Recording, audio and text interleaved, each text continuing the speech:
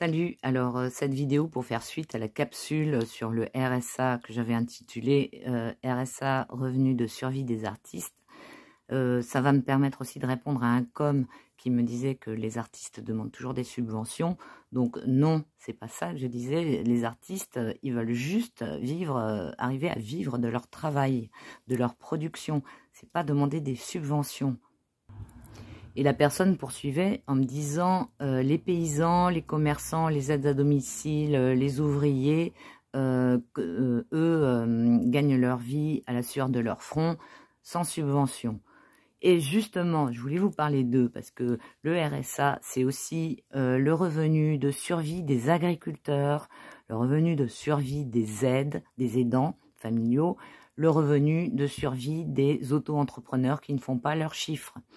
Il faut savoir que les agriculteurs, il y a 2,5% des agriculteurs qui survivent grâce au RSA.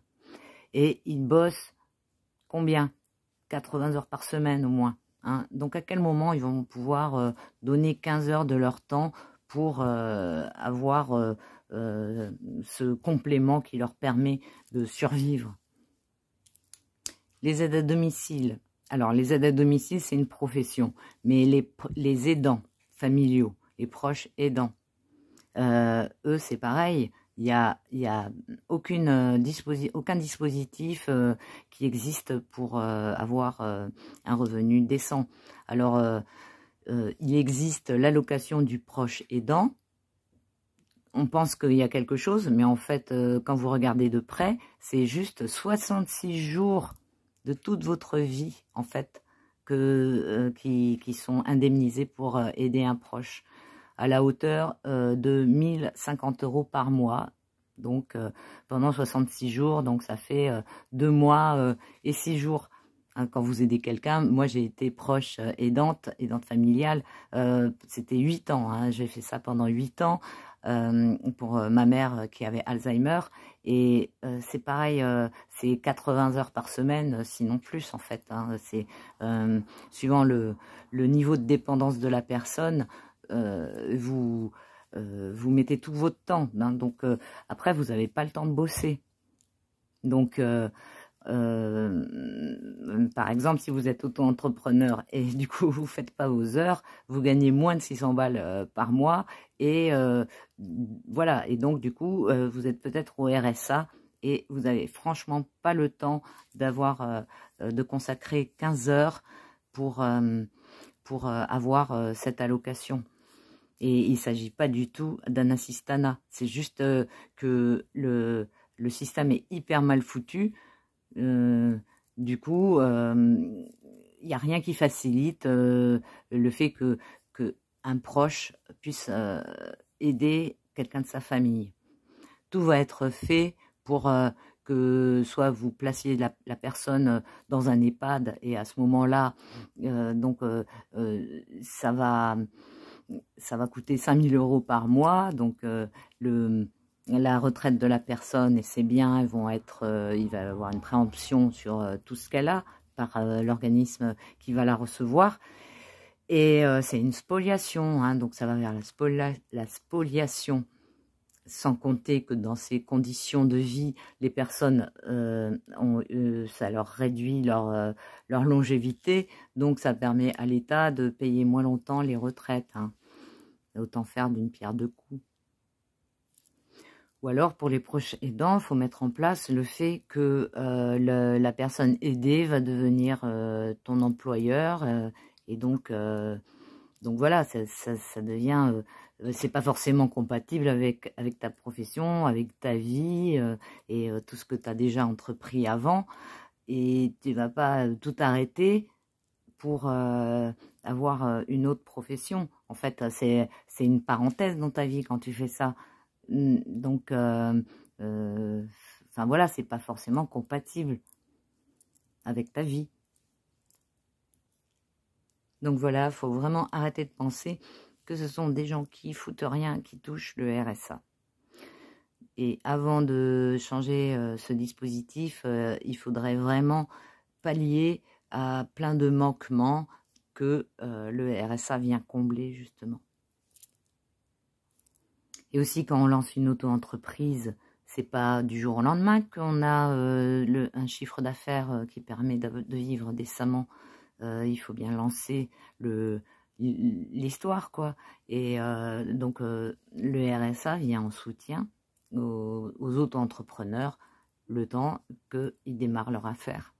Et les gens, ils bossent. Ils ne sont pas se tourner les pouces. Ils ont un travail. C'est juste que leur travail ne leur rapporte pas encore suffisamment d'argent pour vivre. Alors, pendant que j'étais en train de faire cette vidéo, il y a un autre qui est arrivé, qui est assez gratiné, et je vais en profiter pour y répondre. Alors, mais c'est quoi cette mentalité d'assister?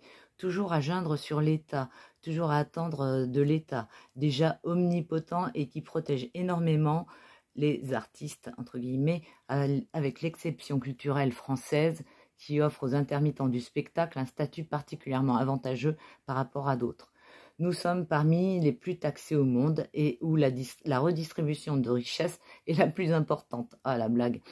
Mais visiblement, ça ne satisfait pas les artistes, entre guillemets. Pourquoi n'allez-vous pas faire profiter d'autres pays de votre talent inestimable et si peu reconnu en France? Je me désabonne de cette chaîne que je suivais pourtant depuis de nombreuses années. Quand un artiste n'a pas de talent, il faut qu'il pense à faire autre chose. Et s'il pense que son talent n'est pas reconnu à sa juste valeur en France, qu'il n'hésite pas à s'expatrier pour en faire profiter le reste du monde. Alors ça, c'est vraiment de la méchanceté gratuite, quoi. Alors, déjà, c'est une personne qui n'a pas l'air de savoir de quoi il parle. Alors, j'ai répondu, justement, les artistes demandent de vivre de leur travail sans devoir soumettre leur créativité aux idéologies décadentes. Ils n'ont jamais demandé, j'ai jamais parlé de subventions dans la vidéo. J'ai dit, qu'est-ce qui faisait que plein de bâtons étaient mis dans les roues des artistes pour que puissent s'exprimer seulement ceux qui se soumettaient aux idéologies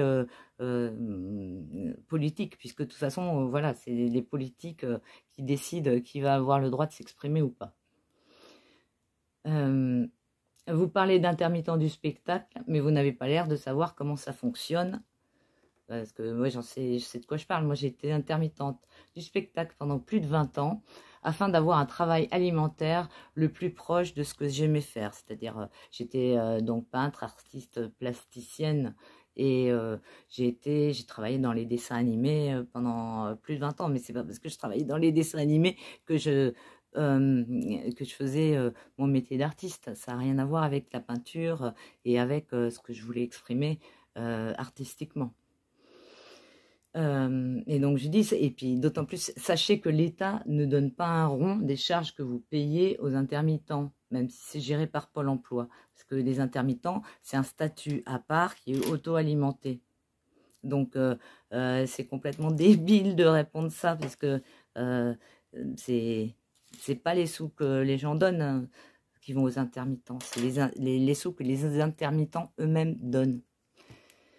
Donc, ce que je disais aussi à la personne, c'est par contre, votre argent qui est pris par l'État, il servira à payer un plug anal de 15 mètres ou un emballage de pont qui va coûter je ne sais combien de millions.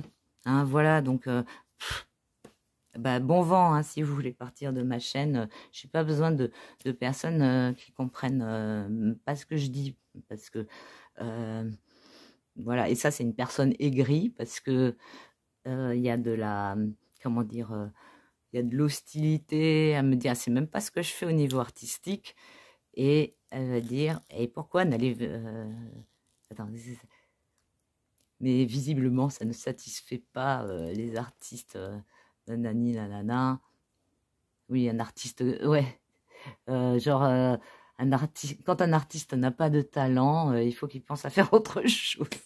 Est-ce que cette personne sait ce que je fais? Non, bah alors pour moi, quand je vois un commentaire comme ça, j'ai un peu pitié en fait, parce que la personne, elle doit être super frustrée pour écrire des trucs comme ça. Donc, je pourrais vous conseiller de faire de l'art-thérapie, ça vous détendra un petit peu. Je pense que ça vous fera du bien.